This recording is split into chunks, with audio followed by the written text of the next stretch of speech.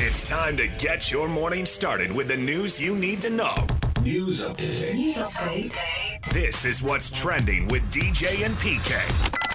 Hashtag NFL. Willing to give up in a trade a second or maybe even a first-round pick to make your team better this year? Sure. Yep. Just doing what's best for the team. If there's a player out there that we feel like can help us, then, and it costs that, then we would consider doing that. Who's ready to wheel and deal? Let's make a deal.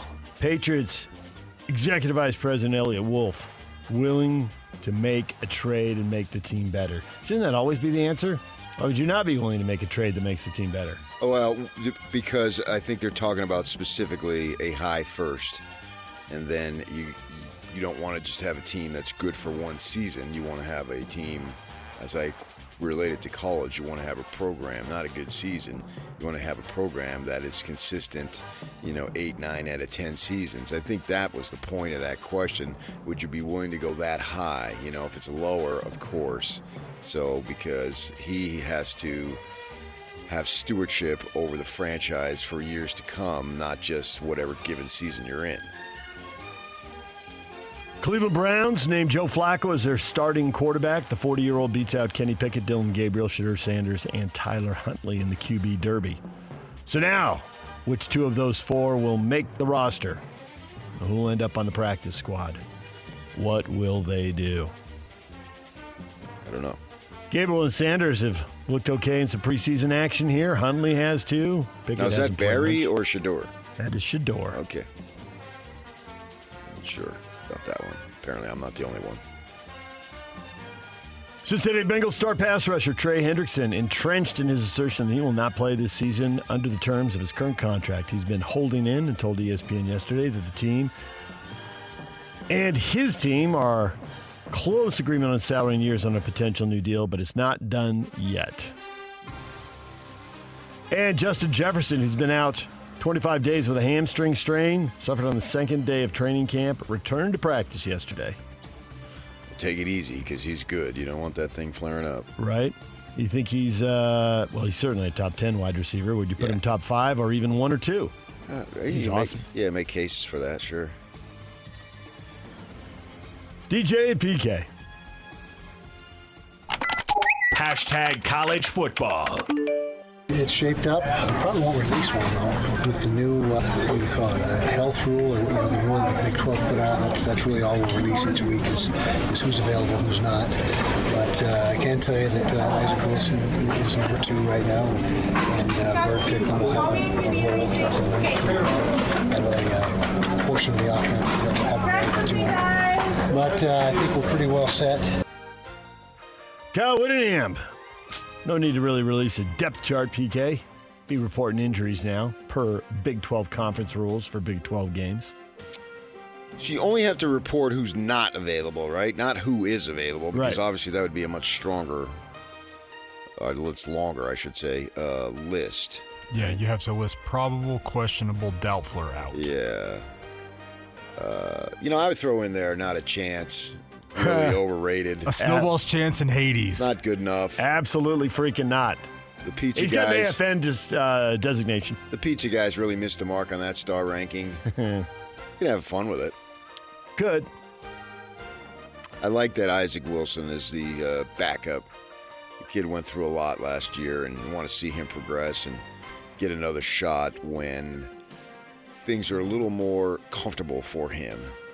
And let's not have him be written off because of what happened last year. Because he wasn't prepared as a true freshman. Yeah. Now he's got another year under his belt, although it's a new offense, but at least things are familiar now.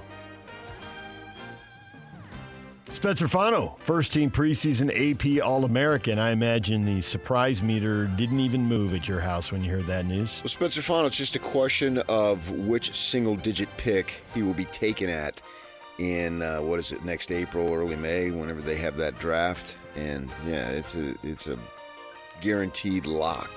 8, 6. What will the number be? You have to see which teams, how it shakes out, sure. what their particular needs are. But, I think top 5 is legitimate. They usually don't go 1 or 2. and see what happens there. But By, it seems by position, it seems like quarterback, tackle, star pass rusher. That's usually one. Those are the three positions. So should be top 5, no more than top 10.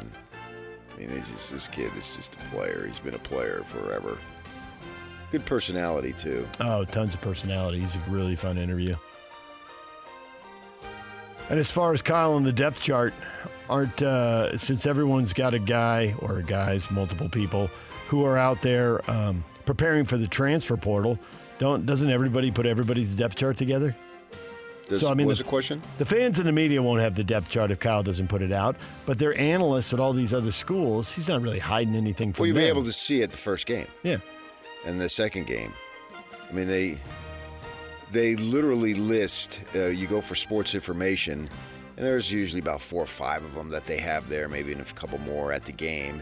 And when the offense runs out, those people, they each have their, I got line, I got receivers, whatever it might be, I got DBs, and then they track it because that's a statistic that they keep in terms of number of games started. So I don't understand him doing this because there are no secrets there as far as that goes, and even if they were, who cares? But you're going to make me do something, I'm going to show you. Texas Tech running back Quentin Joyner, one of their transfer portal additions this season, a Texas high school kid who went off to USC, returned to Texas Tech, but torn ACL non-contact injury Saturday. Projected to be the starting running back, he is now out for the year. Well, it's 2 things there. It's a blow to the team, but most importantly, it's a blow to the young man to have that situation there.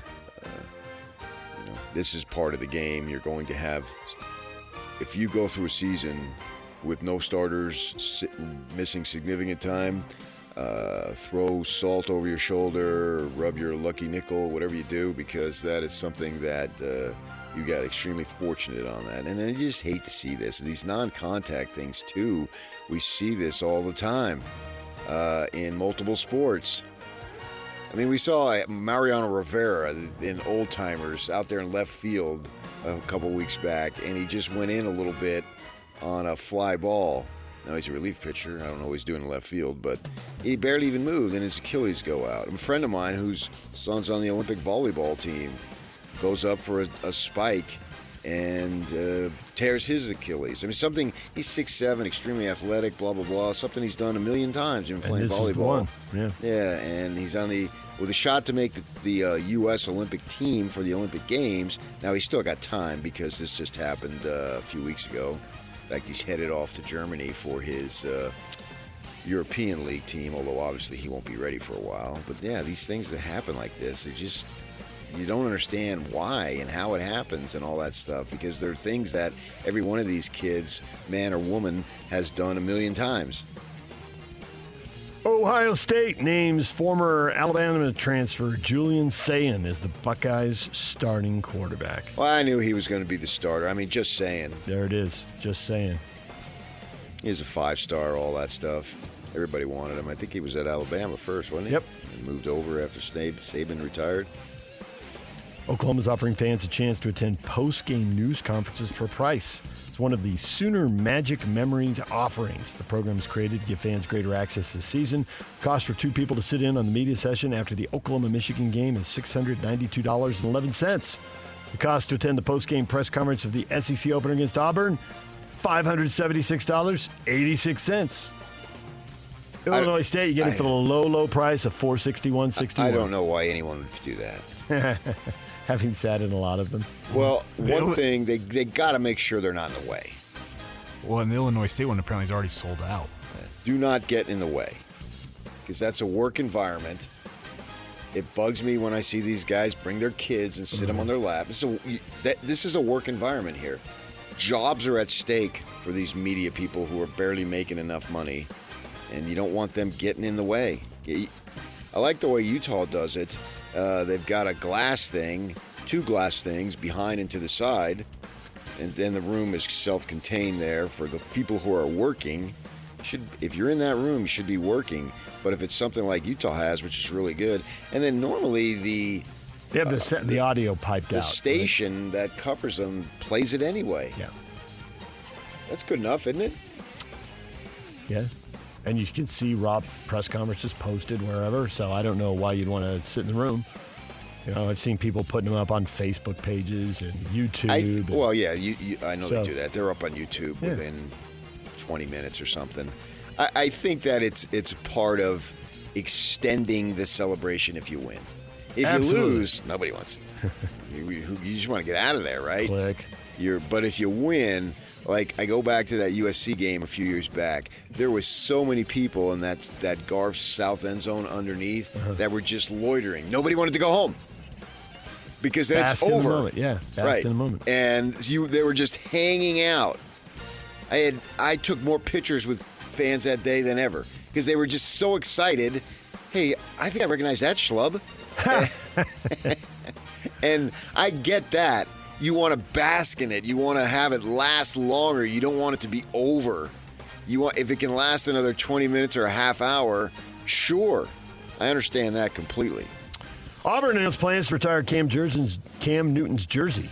October 11, Auburn, Georgia. Big rivalry game. Those schools a short drive apart with Auburn sitting right there on the Alabama state line. So Cam will get his jersey retired October 11th. I can't wait to see what he's wearing. Some cool cutting-edge hat that you would never see me in. Well, and his getup normally isn't traditional. Yeah. DJ PK. Hashtag Major League Baseball. 2-2, fly ball, right field, deep, got a chance! Have a night, Trey Sweeney! Gone! 1-1 the count. Legumina delivers in the pitch, hit high and deep, right center field, and it's a second homer of the night for Bryce Harper off the facing of the second deck. Now the pitch. Wilmer swings and he hits a high drive deep to left field. Way back there. Adios, Pelota. That's the third long ball of the inning for the Giants. 0-1 pitch, bounced up the middle, into center field. Tovar rounds third. He scores! Warming Bernabel, his first walk-off hit as a big leaguer. And the Rockies make it 4 in a row. Rockies won 4 straight games. They basically played 500 ball now for about a month, maybe a little more than that, after a horrific start that had people wondering if they were going to be worse than the White Sox last year and be the worst team of all time. But they're playing 500 balls, so it looks like that's not happening. They'd lost 10 straight games against the Dodgers, but they walk it off and beat the Dodgers 4-3. The Giants, you heard 3 home runs there in the first inning. They scored 4 times, and they go on to beat the Padres 4-3. What's the rule on fan interference? Usually, the home team is the one where their fan interferes, but if a road fan or someone wearing the opposing team's gear, should the home team get dinged for that? Come on! That was a home run in the second inning. It was a home run. But it wasn't the Giant fan who hit it. He whiffed. It doesn't matter what fan is. It's a person interfering. Did the person interfere with the ball or didn't he? Yeah, I couldn't care less what he's wearing. I thought he did. I don't want a Padre fan. I don't want a Padres losing a home run because a Giant fan leans over the fence. Yeah, that's your fandom. Yeah, it has nothing to do with the rule. I'm more interested with the rule. And it's a questionable judgment call. And I thought they got it right though in this case because I thought they got it wrong. Oh, really? I thought it was a home run. Oh, I thought that there were the 2 guys. And the one I don't think had an impact, but the other one, I thought he obscured the guy's vision. It hit his glove. Yeah, but he had his vision obscured. I didn't think so, and neither did Schlitz. No, he didn't. Manager. He came out and got run right away. Yeah. Bryce Harper says fan interference? Ha! Why don't I just hit it 440 feet? Then there's no fan interference. 880 feet plus of home runs as Bryce Harper hits 2 long ones. And the Phillies beat the Mariners 12-7. He did. Tigers homer 4 times, shut out the Astros 10-zip. Brewers 7-zip over the Cubs, starting another streak. Win streak ended at 14. They lose 1. They're right back at it with another W. They are. I watched some of that game yesterday. Bees and the Reno Aces tonight. First pitch, 7 o'clock. Coverage on the Zone begins at 6:50 with Tony Parks on the call. He is. A program from the first National Baseball Hall of Fame induction ceremony in 1939, signed by all 11 living inductees at the time, has sold at auction for just over $315,000. Most ever paid for a program, beating the old record of $241,000 for a 1903 World Series program. It was auctioned off back in 2011. All right, now you got it. Now what do you do with it? Display it. Frame it. Hang it on the wall. Keep it away from the sun. Don't let it fade it. Yeah, but you'll be dead. Who cares? DJ and PK. Hashtag golf. The second TGL season, a.k.a. the Golf League, will tee off December 28th with a rematch of the Season 1 championship between the Atlanta Drive Golf Club and the New York Golf Club at the SoFi Center in Palm Beach Gardens, Florida. Indoor I'm so there. turf. They're able to mess with the green and change it, hitting the world's biggest simulator. Interview celebs during it. Yep. It's awesome. What is Trending is brought to you by Shamrock Plumbing. There's no job too big or too small. Get the personal touch with Shamrock Plumbing.